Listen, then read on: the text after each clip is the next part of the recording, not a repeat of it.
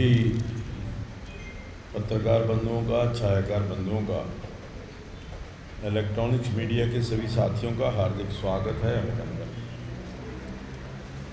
आज की ये पत्रकार वार्ता है, 2-3 विषयों को लेकर के मैं आपसे रूबरू होऊंगा। सबसे पहले तो जो पिछले कल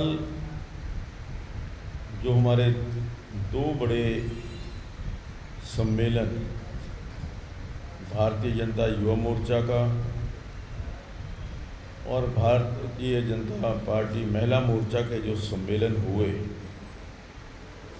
जिस प्रकार का उत्साह देखने को मिला, और उससे पूर्व बरवाला के अंदर जो आदरणीय मुख्यमंत्री जी की रैली हुई,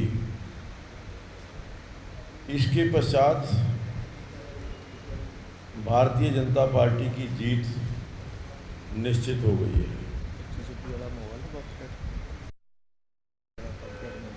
वही तो माना था। तो ये सारी जो तीनों की 3 बड़ी रैलियां हुई, उन रैलियों के जिस प्रकार का उत्साह और समर्थन देखने को मिला, कार्यकर्ताओं में भारी जोश। हमारा चुनाव प्रचार दिन प्रतिदिन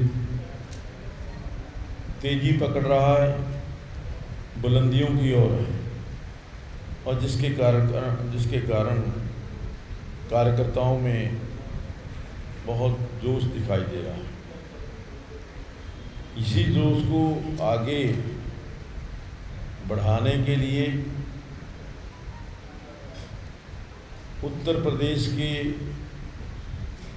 आदरणीय मुख्यमंत्री योगी आदित्यनाथ जी 30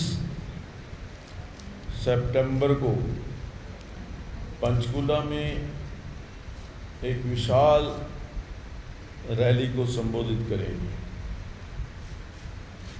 ये रैली 30 सितंबर को जो सेक्टर 16 अग्रवाल भवन के पीछे जो बड़ा ग्राउंड है, उसके अंदर ये रैली होगी।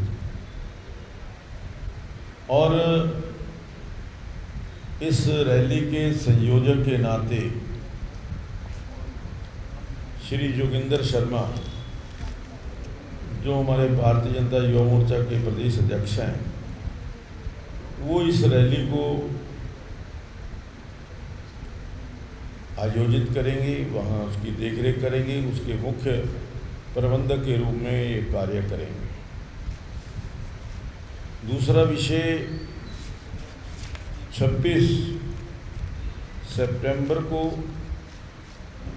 हमारे आदरणीय प्रधानमंत्री आदरणीय नरेंद्र मोदी जी अपने कार्यकर्ताओं के साथ माइक्रो मैनेजमेंट पर फोकस करें। यानी माइक्रो मैनेजमेंट के द्वारा हम नमो ऐप के माध्यम से कार्यकर्ताओं से जुड़ेंगे और सभी कार्यकर्ताओं से संवाद भी करेंगे। तो उस दृष्टि से 4 लाख कार्यकर्ताओं से आदरणीय नरेंद्र मोदी जी 26 सितंबर को जुड़ने वाले हैं। इस संवाद से प्रधानमंत्री जी के मार्गदर्शन से डबल इंजन की सरकार को और मजबूती मिलेगी और प्रदेश के विकास को एक नई दिशा मिलेगी। आज और इस कार्यक्रम में यहाँ से भी सभी कार्यकर्ता इकट्ठे होकर के उनके कार्यक्रम को, उनके संवाद को सुनेंगे। और हमने तय किया है कि हमारे जो इस विधानसभा के संयोजक हैं, एक रिप्रेजेंटेटिव के नाते आदरणीय नरेंद्र मोदी जी से इस चर्चा के अंदर भाग लेंगे और यहाँ की पूरी जानकारी जो भी प्रधानमंत्री जी पूछना चाहेंगे वो जानकारी वो देंगे। तो ये कार्यक्रम 26 सितंबर को रहने वाला है। जिस प्रकार से हमने पिछले दिनों एक बुकलेट जारी की थी जिसके अंदर 121 कामों की सूची जारी की थी और 100 काम जो शहर के अंदर हुए और 21 काम जो गांव के अंदर हुए। उसी प्रकार से हमने घग्गर पार के जो सेक्टर हैं उनके अंदर जो जो काम, जो विकास हमने पिछले 10 साल के अंदर किए हैं उनकी मैं आपको जानकारी भी देना चाहूँगा। और हमने ये एक हैंडबिल जो जो काम किए हैं ये घग्गर पार के सेक्टरों के लिए हमने तैयार किया ताकि जो हमारे कांग्रेस के भाई हैं जो ये कहते हैं कि कोई भी विकास का काम पंचकूला में हुआ नहीं, एक ईंट भी नहीं लगी, इस प्रकार के झूठे बयान देकर के लोगों को भ्रमित करने का प्रयास करते हैं। और घग्गर पार के अंदर जो कार्य हुए हैं उनमें सबसे प्रमुख कार्य मैं आपकी जानकारी के लिए जो 2014 के बाद में हुए हैं ये उनकी मैं लिस्ट आपको बता रहा हूँ। सबसे पहले Sanskrit senior secondary school sector 26 के अंदर जो जिसके अंदर लगभग 800 बच्चे आज इंग्लिश मीडियम के अंदर शिक्षा ग्रहण कर, ये सेक्टर 26 के अंदर बना। इसी तरीके से गवर्नमेंट पॉलिटेक्निक कम मल्टी स्किल सेंटर ये भी 2014 से पहले नहीं था, इसका भी शिलान्यास हमने ही किया और उद्घाटन भी हमने ही किया। इसके अलावा national institute of fashion technology, इसका शिलान्यास हमारी उस टाइम की कपड़ा मंत्री श्रीमती स्मृति ईरानी ने किया और उद्घाटन आदरणीय पीयूष गोयल जी ने किया। लोगों को किस प्रकार से गुमराह किया जाता है, मैं एक वीडियो क्लिप देख रहा था कि जो भाई चंद्रमोहन ने जारी की है कि उसके अंदर ये निफ्ट की तस्वीर दिखाई गई है कि ये निफ्ट हमने बनाया। अरे 2017 में तो सरकार हमारी थी, 2017 में निफ्ट का शिलान्यास हुआ और 2022 के अंदर कंप्लीट हुआ, तो कैसे लोगों को गुमराह करने का प्रयास करते हैं।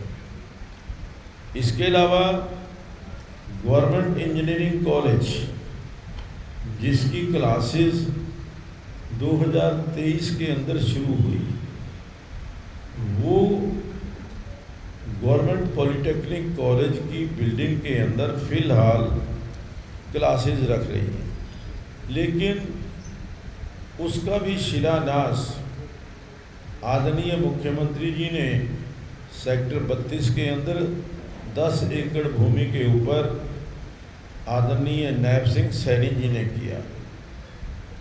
इसी प्रकार से अंतर्राष्ट्रीय स्तर का शूटिंग रेंज सेक्टर 32 के अंदर इसका भी शिलान्यास हमारे मुख्यमंत्री आदरणीय नैब सिंह सैनी जी ने किया। इसी प्रकार से जो हमारे सामुदायिक केंद्र हैं, सेक्टर 26, 27, 28, सेक्टर 23, सेक्टर 31, ये जो हमने सामुदायिक केंद्र बनवाए हैं, इनका शिलान्यास भी हमने किया है, उद्घाटन भी हमने किया। इसी प्रकार से सामुदायिक केंद्रों का जो नामकरण शहीदों के नाम, ये भी हमारी सरकार आने के बाद हुआ है।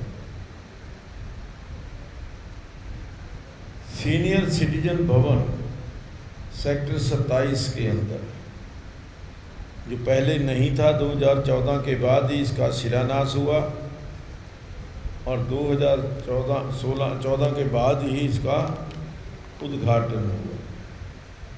इसके अलावा वर्किंग विमेन हॉस्टल 104 कमरों का सेक्टर 27 के अंदर हमने बनाया, हमने ही उसका शिलान्यास किया और उसका उद्घाटन भी हमने किया।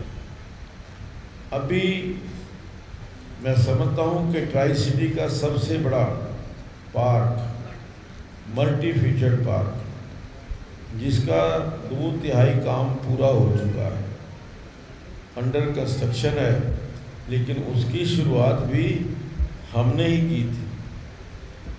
262 केवी का सब स्टेशन सेक्टर 32 के अंदर, सेक्टर 22 के अंदर, इसका शिलान्यास और उद्घाटन हमारी सरकार ने किया। घग्गर पार्क के सेक्टरों में लोगों को बिजली का बिल भरने के लिए, बिल ठीक कराने के लिए यहाँ सेक्टर 15 के यहाँ पर आना पड़ता था। हमने UHVBN का ऑफिस वहाँ पर सेक्टर 25 के अंदर उसको शिफ्ट कराया। 2014 से पहले घग्गर पार्क के सेक्टरों के अंदर कोई बड़ा हॉस्पिटल, प्राइवेट हॉस्पिटल नहीं था। आज वहाँ पारस हॉस्पिटल, ओजस हॉस्पिटल, जो बड़े हॉस्पिटल हैं, वो भी आए। अर्बन पॉलीक्लिनिक के अंदर बहुत सारी नई सुविधाएं हमने प्रोवाइड की हैं। सेक्टर 26 में CSC सेंटर, ये भी हम लेकर के आए। अभी बहुत सारे लोग डंपिंग ग्राउंड के मामले में जनता को गुमराह करने का प्रयास कर रहे हैं। ये डंपिंग ग्राउंड हमने नहीं बनाया था सेक्टर 23 के अंदर। ये सेक्टर 23 के अंदर ग्राउंड जो बना था, ये भाई चंद्रमोहन ने ही बनवाया था। ये सारा पंचकूला का कूड़ा करकट उस सेक्टर 23 के डंपिंग ग्राउंड में ही गिरता था। हमारी सरकार आई, हमारी कॉरपोरेशन आई, हमने सेक्टर 23 के अंदर जो कूड़ा करकट गिरना है वो बंद किया। आज 1 तोला भी कूड़ा जो है वो सेक्टर 23 के डंपिंग ग्राउंड के अंदर नहीं जा रहा। उल्टा हमने 22 करोड़ रुपए का टेंडर करके उसमें से 2/3 हिस्सा अब तक वो जो कूड़ा करकट है, जो डंपिंग ग्राउंड है, वो क्लियर हो चुका है। आज लोगों को डंपिंग ग्राउंड के नाम पर गुमराह करने का प्रयास किया जा रहा है। कुछ लोग डंपिंग ग्राउंड का नाम लेकर के ओछी राजनीति कर रहे हैं। राजनीतिक लोग ये दिखाने का प्रयास कर रहे हैं कि यहाँ डंपिंग ग्राउंड की बड़ी भारी प्रॉब्लम है। हमने उस समस्या का समाधान किया है। झुरीवाला के अंदर 24 घंटे के अंदर जो सारे का सारा कूड़ा है उसका निस्तारण यहाँ से गांव पटवी के अंदर जा कर के वहाँ प्रोसेसिंग प्लांट हमने लगाया, जहाँ इस कूड़े की प्रोसेसिंग होती है। केवल 24 घंटे जो ये कूड़ा है वो यहाँ पर पटवी के एकदम झूरीवाला के अंदर ये रहता है। इसके अलावा एनहांसमेंट को लेकर के कई बार लोगों को जानकारी नहीं होती। घग्गर पार्क के सेक्टरों की एनहांसमेंट को हमने पॉलिसी बना करके 40% रिबेट, अगर आपका एनहांसमेंट 100 रुपये है तो 40 रुपये माफ़ करके 60 रुपया देने का जो पॉलिसी थी वो हमारी सरकार ने बताई। उस टाइम कुछ राजनीतिक लोगों ने इसका विरोध किया कि 40% नहीं, हम तो 100% माफ़ होना चाहिए। लेकिन अब वही लोग मेरे पास आए थे कि आप वो 40% वाली पॉलिसी दोबारा लागू करवा दें ताकि हम अपना एनहांसमेंट का पैसा भर सकें। लोगों को गुमराह करके उनका नुकसान, आज उनको जो एनहांसमेंट के पैसे के ऊपर जो इंटरेस्ट पड़ रहा है, जो ब्याज देना पड़ रहा है, आज वो उसको लेकर पीड़ित हैं। और मुझे कहते हैं कि जी हम उस समय चूक गए, हमें गुमराह किया गया, आप इसको 40% पॉलिसी को दोबारा इसको रिवाइव करिए। इसके अलावा सेक्टर 20-21 और सेक्टर 25-26 को जोड़ने वाला पुल 62.5 करोड़ रुपए की लागत से वो पुल लगभग 80% बन करके, मैं तो कहूँगा कि 90% बन करके लास्ट एक उसका वो रहती है स्लैब, वो बन करके तैयार हो गया है। लगभग 1 महीने 1.5 महीने के अंदर वो चालू हो जाएगी। और उससे कितना बड़ा फ़ायदा घग्गर पार्क के सेक्टरों को मिला है कि आज वहाँ की कीमतें जो हैं वो जो पंचकूला के पुराने सेक्टर हैं उनके बराबर होंगी। गुरुद्वारा नाडा साहब के अंदर मल्टी लेवल पार्किंग का निर्माण 15 करोड़ रुपए की सड़क से हमने कराया। सेक्टर 21 और सेक्टर 26 की सड़क 4 लेनिंग वो हमने करवाई। आपको याद होगा जब बाढ़ आई थी पिछले साल, पूरे का पूरा हर्बल पार्क वो उस बाढ़ की चपेट में आकर के पूरे का पूरा कट हो गया था, पूरे का पूरा डैमेज हो गया था। और विद इन हमने 3 मंथ्स, आपको याद होगा जिस दिन वो बाढ़ आई थी वहाँ पर 18 या 20 जेसीबी लगी थी, वहाँ पर पॉकलेन लगी थी और उसको हमने बाढ़ को रोका, वहाँ पर पत्थर लगाए और अब उसको रिस्टोर किया है। मैं कल ही गया था हर्बल पार्क के अंदर, तो लोगों ने कहा कि जी ये तो हमारी आपने लाइफ को बचा लिया, क्योंकि अगर ये हर्बल पार्क ना बनता तो हमें सैर करने के लिए कोई स्थान नहीं। इसके अलावा 2014 से पहले घग्गर पार्क के सेक्टरों के अंदर बस सेवा नहीं थी। हमने तो लगातार वहाँ पर बस सेवा का प्रावधान हमने किया।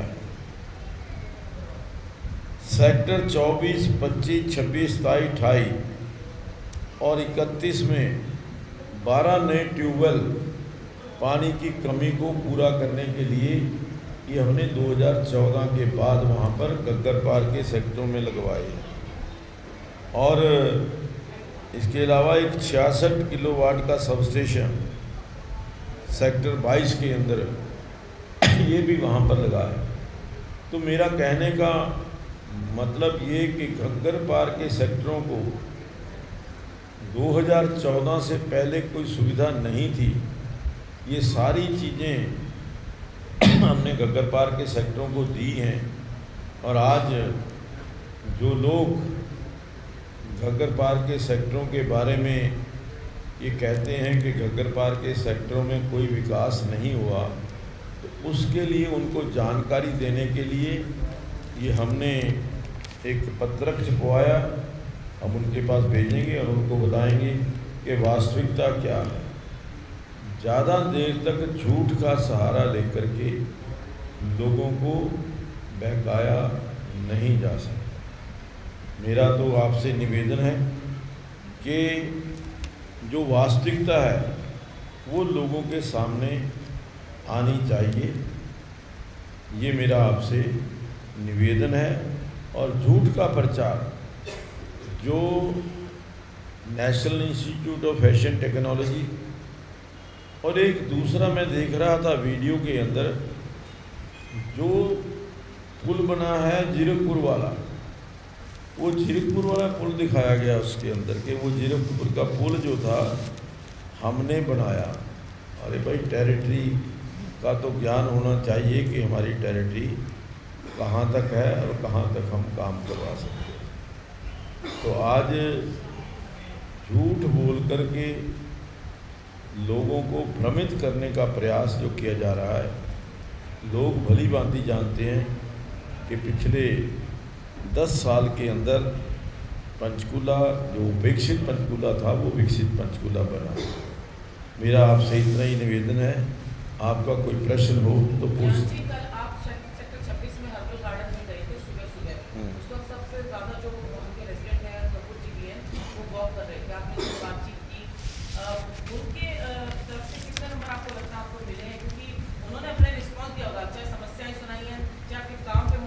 देखिए, मुझे सारे उसमें 3 लोग मिले। 3 लोग मिले क्या, देखो मैं एक्चुअल आपको बता दूँ। जैसे हम हर व्यक्ति से मिल रहे थे तो सामने से जो 2 व्यक्ति आ रहे हैं उसमें से एक व्यक्ति हमारी तरफ आ रहा है और दूसरा व्यक्ति किनारा करके साइड से जा रहा है। ऐसे ही एक भाई मिले, वो वहाँ पर योगा कर रहे थे, तो हमने अपील की। लगभग 20 लोग थे, 20 में से 19 ने कहा कि हम भाजपा के साथ हैं, लेकिन एक व्यक्ति ने ये कहा कि मैं अपनी गर्दन कटवा लूँगा पर भाजपा को वोट नहीं दूंगा। मैंने कहा भाई, गर्दन कटवाने की क्या ज़रूरत है, आप अपना अधिकार है आपका, अपने उससे विवेक से वोट देना है तो जिसको मर्जी दीजिए, पर गर्दन मत कटवाओ। मैंने कहा इसकी ज़रूरत नहीं है। 3 लोग सिर्फ मुझे वहाँ पर ऐसा लगा कि जो भाजपा के पक्ष में नहीं थे, लेकिन कम से कम 150 या 200 लोग वहाँ पर मिले जो पूरी तरह से संतुष्ट थे और इस बात का विशेष तौर पर धन्यवाद कर रहे थे कि ये हर्बल पार्क को रीस्टोर आपने दोबारा जल्दी से करवाया।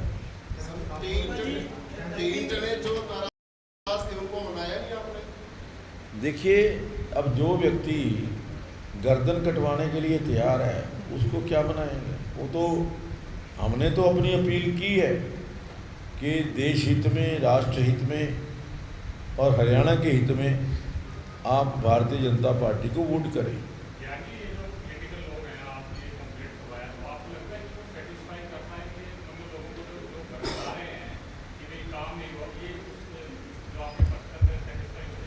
वो वहाँ जा कर के वास्तविकता देख लेंगे कि यहाँ पर स्कूल बना कि नहीं बना।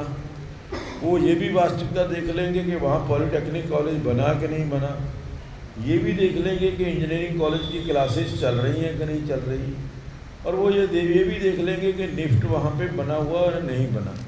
तो इस जो ग्राउंड रियलिटी है उसको तो स्वीकार करना पड़ेगा। और मुझे लगता है कि घग्गर पार के सेक्टर्स के जो लोग हैं वो पूरी तरह से भारतीय जनता पार्टी से संतुष्ट है, कामों से संतुष्ट है, लेकिन कुछ लोग जो राजनीति करते हैं वो करते रहते हैं।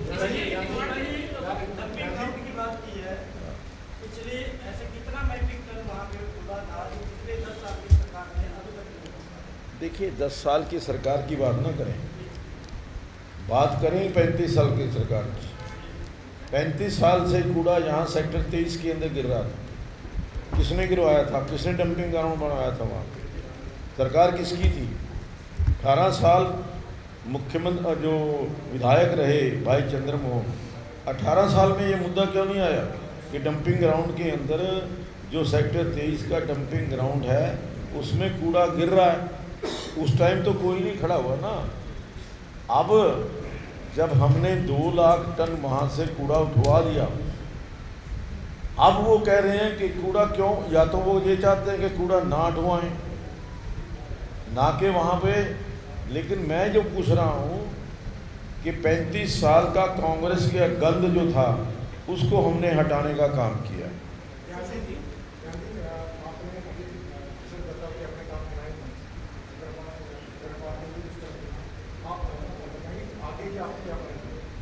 देखिए बिल्कुल ठीक है, अभी मैं कल या परसों हम अपना घोषणा पत्र जारी करने वाले हैं।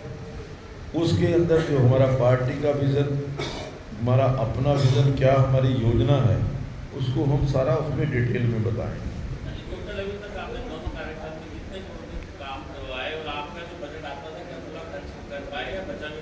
देखिए, मुझे आदरणीय नरेंद्र मोदी जी का भी आशीर्वाद मिला और आदरणीय मनोहर लाल जी का भी आशीर्वाद मिला। ये जो बड़े प्रोजेक्ट, चाहे वो national institute of fashion technology, चाहे वो नेशनल इंस्टीट्यूट ऑफ आयुर्वेदा, चाहे वो आज पार्किंग है माता मनसा देवी के अंदर या गुरुद्वारा नाडा साहब के अंदर, या जो नेशनल हाईवे 73, ये केंद्र की तरफ से आदरणीय नरेंद्र मोदी जी के आशीर्वाद से पंचकूला को मिले। ये लगभग 2000 करोड़ रुपए के काम केंद्र से हुए, लगभग 3500 करोड़ रुपए के काम हमारी सरकार ने 10 साल के अंदर किए। और उसमें आप प्रमुख रूप से देख सकते हैं कि किस प्रकार से जितने भी यहाँ कम्युनिटी सेंटर बने हैं, जितने ट्यूबवेल लगे हैं, जितनी सड़कें बनी हैं, 400 करोड़ रुपया सड़कों के ऊपर लगा, तो वो सारा हमने प्रदेश सरकार ने दिया। विकास की दृष्टि से जो भी ज़रूरत पड़ी, जब भी ज़रूरत पड़ी, उसकी पूर्ति जो है वो केंद्र सरकार ने भी की और प्रदेश सरकार ने भी। तो इसलिए हम इतना पैसा यहाँ पर खर्च कर पाए और डेवलप करा पाए। बसों की होती वहाँ मिनी बस स्टैंड बना दिया जाए, क्योंकि वहाँ से कोई डायरेक्ट सतारा नहीं आना पड़ता, तो ऐसी योजना है तो यहाँ। देखिए, अभी इस प्रकार का स्थान या इस प्रकार की योजना कोई नहीं है, लेकिन मैं दूसरी बात आपसे निवेदन करना चाहूँगा। उमंग जी सुन के जाना ज़रा, उमंग जी सुन के जाना ज़रा। आप पंचकूला को पेरिस बनाने की बात करते, मैंने विधानसभा का रिकॉर्ड निकलवाया था। 18 साल के अंदर केवल 37 मिनट, 15 मिनट जो थे वो तो एक डिप्टी चीफ मिनिस्टर के नाम से सिर्फ रिप्लाई करने के थे। एज डिप्टी चीफ मिनिस्टर उन्होंने रिप्लाई किया। 37 मिनट केवल पंचकूला के विकास के बारे में या पंचकूला के बारे में उन्होंने दिए। मैंने 5 साल के अंदर 250 मिनट, 4 घंटे और 10 मिनट 5 साल में, और 18 साल के अंदर 37 मिनट। तो ये कैन इमेजिन कि वो क्या पंचकूला की बात कर सकते हैं, क्या वे पंचकूला का विकास कर सकते हैं। जो कोई प्रश्न या विकास का मुद्दा विधानसभा में नहीं उठा सकते, तो वो आज जनता से किस प्रकार से, किस आधार पर वोट मांग रहे हैं। सर, कांग्रेस वाले कहते हैं हुड्डा सरकार आएगी, 6000 पेंशन, 100 गज के प्लॉट और रोजगार दिया जाएगा। भाजपा कैसे देखती है? देखिए, कांग्रेस पूरी तरह से एक्सपोज हो चुकी है झूठ के मामले में। ऊपर से लेकर राहुल गांधी से लेकर के भूपेंद्र हुड्डा, दीपेंद्र हुड्डा और भाई चंद्रमोहन जिस प्रकार से झूठ बोलते हैं, आप उसको इमेजिन कर ही नहीं सकते। राहुल गांधी ने अमेरिका के अंदर झूठ बोला कि भारत के अंदर सिख बंधुओं को पगड़ी पहनने नहीं दी जाती, सिख बंधुओं को गुरुद्वारों में जाने नहीं दिया जाता, सिख बंधुओं को कड़ा पहनने की इजाज़त नहीं है। ये क्या वास्तविकता है? ये झूठ नहीं है क्या? भूपेंद्र सिंह हुड्डा जी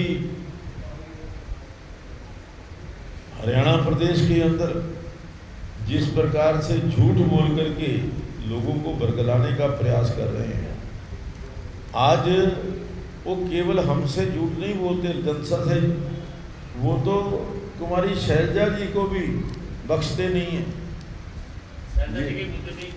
एक मिनट पहले मैं इनका जवाब दे दूँ। हिमाचल कर्नाटक आज आपने देखा कि कांग्रेस किस हद तक जा सकती है। हिमाचल के अंदर उन्होंने क्या कहा कि हमारी सरकार आएगी, जो महिलाओं को 1000 रुपया देंगे। कितनी देरों की सरकार आएगी, क्या एक पैसा भी दिया महिलाओं को? इस प्रकार का झूठ बोल करके ज़्यादा देर तक लोगों को गुमराह नहीं किया जा सकता। और आज मैं ताज़ा बता रहा हूँ कि ये जो उन्होंने एडवर्टीजमेंट की जो वो बनाई है, वीडियो बनाई है, उसमें निफ्ट कह रहे हैं कि हमने बनाया,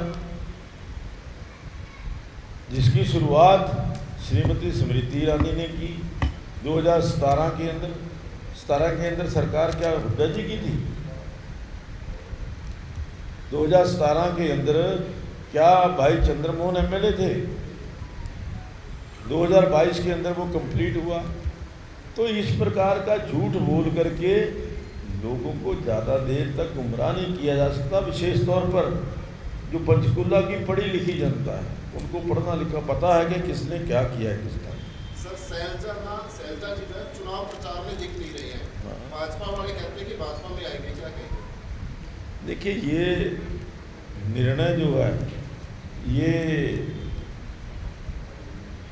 शैलजा जी ने करना है, उनके मन में क्या विचार है। लेकिन जिस तरीके से कांग्रेस पार्टी हमेशा दलितों का अपमान करती आई है, दलितों के साथ दुर्व्यवहार करती आई है, आज ये इस बात का प्रमाण है। अब जो शैलजा जी के बारे में शब्द प्रयोग किए गए, जो शैलजा जी के साथ व्यवहार किया गया, वो आज उसी से आहत होकर के आज वो घर बैठी हैं।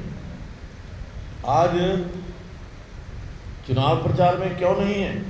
आज चुनाव प्रचार के अंदर तो सारी जनता जो है वो लगी हुई है, सारे लोग लगे हुए। दूसरा, दलितों का अपमान और दलितों के साथ व्यवहार, आप भूल गए अशोक तंवर जी को? अशोक तंवर जी की किस तरीके से गर्दन तोड़ी थी, किस तरीके से उनको हॉस्पिटल के अंदर दाखिल होना पड़ा था।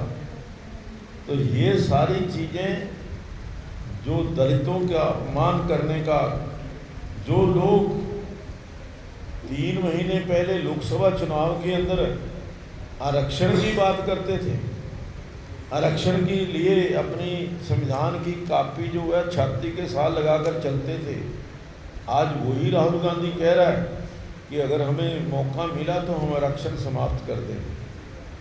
तो इस प्रकार से ये जो कांग्रेस पार्टी का झूठ और दलितों के प्रति जो उनके मन के अंदर बहुत ज़्यादा कटुता है, बहुत ज़्यादा उनके प्रति जो असम्मान है, वो लोगों को नजर आ चुका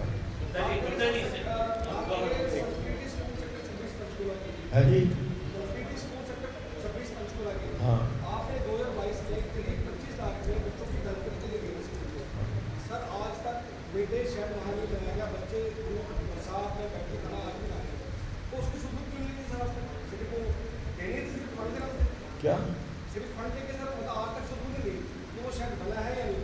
देखिए, आपको शायद जानकारी हो सकती है कि नहीं बना होगा, लेकिन हमने स्कूल लेकर के आए, उस बात को अप्रिशिएट नहीं करते। आप वो कर रहे हैं कि शेड नहीं बना, इस बात को बड़ी ज़ोर से उठा रहे हैं। मैं कहता हूं कि अगर शेड नहीं बना तो बन जाएगा। वो शेड तो कोई बहुत बड़ा हुआ ऐसा इंस्टीट्यूट जिसके लिए कोई बहुत बड़ी सैंक्शन लेनी पड़ती हो। एक क्वेश्चन मेरा शैलजा के मुद्दे में आपने कर रहा हूँ कि भाजपा ने शैलजा के दलित पर अत्याचार का मुद्दा उठाया, लेकिन कल शैलजा ने बयान दिया है कि जो मुझे नसीहत दे रहे हैं उनका जितना कह रहे हैं उससे ज़्यादा मेरा राजनीतिक सफर रहा है और मैं कोई आहत नहीं हूँ, मैं कांग्रेसी हूँ, कांग्रेस में ही बनूंगी और मैं कोई बीजेपी में नहीं जा रही हूँ। मैं कल 1-2 दिन प्रचार में उतरूंगी।